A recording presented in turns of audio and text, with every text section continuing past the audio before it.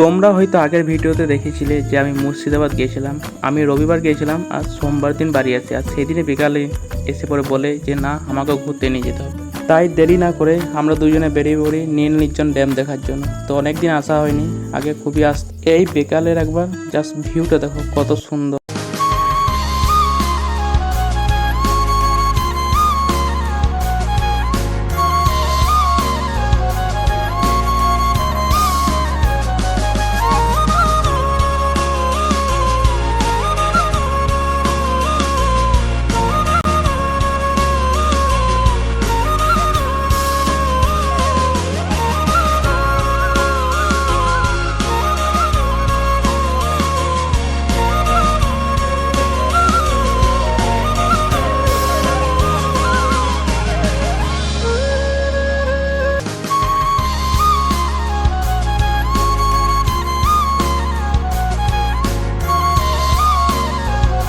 তো আমরা এবার বাড়ি যাই।